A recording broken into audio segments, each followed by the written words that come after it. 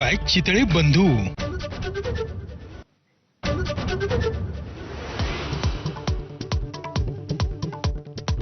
मराठीच्या मुद्द्यावरून मीरा रोडमध्ये निघालेल्या मोर्चात मनसे आणि ठाकरेंच्या शिवसेनेची एकजूट. अखेर मनसेने ठरवलेल्या मार्गावरूनच निघाला मोर्चा. अविनाश जाधव यांच्यासह स्थानबद्ध केलेल्या नेत्यांचीही सुटका.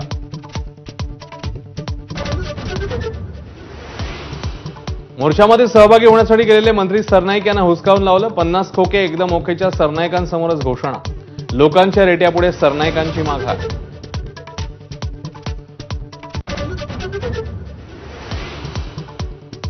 मीरा रोड मोर्चावरून सत्ताधारी शिवसेनेतच एकवाक्यतेचा अभाव. मोर्चावरून गृहराज्यमंत्री आणि परिवहन मंत्र्यांचे परस्पर विरोधी सूर. मार्गावरून वाद असल्याचा योगेश कदमांचा दावा, तर सरनाईकांची पोलिसांवर आगपाखड.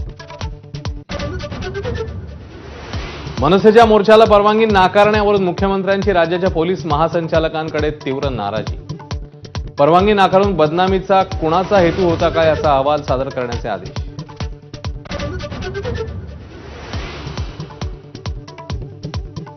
भाजप खासदार निशिकांत दुबेंचा पुन्हा एकदा ठाकरे बंधूंवर निशाणा. उद्धव ठाकरेंच्या एका नेत्याच्या मालमत्तेची माहिती देत केला भ्रष्टाचाराचा आरोप, तर राज ठाकरे गुंडशाही करत असल्याची टीका. विरोधी पक्षातील आमदारांचं सरन्यायाधीशांना निवेदन. विरोधी पक्षनेते पदाबाबत मागितली दाद. सरकार लोकशाहीची पायमल्ली करत असल्याचा विरोधकांचा आरोप. विधानसभेच्या विरोधी पक्षनेतेपदाच्या मुद्द्यावरून विरोधकांचा सभात्याग. विधान भवनाच्या पायऱ्यांवर सरकार विरोधात घोषणाबाजी. सरन्यायाधीश भूषण गवई यांचा विधिमंडळामध्ये सत्कार. मुख्यमंत्री फडणवीस यांच्याकडून गवईंबाबत गौरवोद्गार.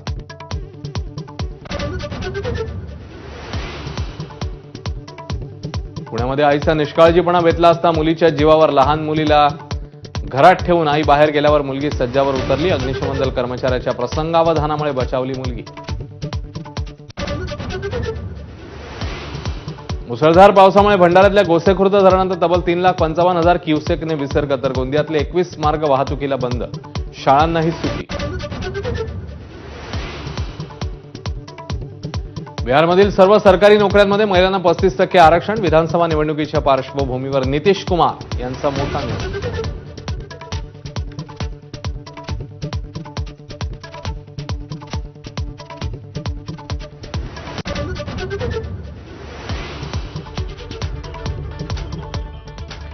नमस्कार, मी अश्विन.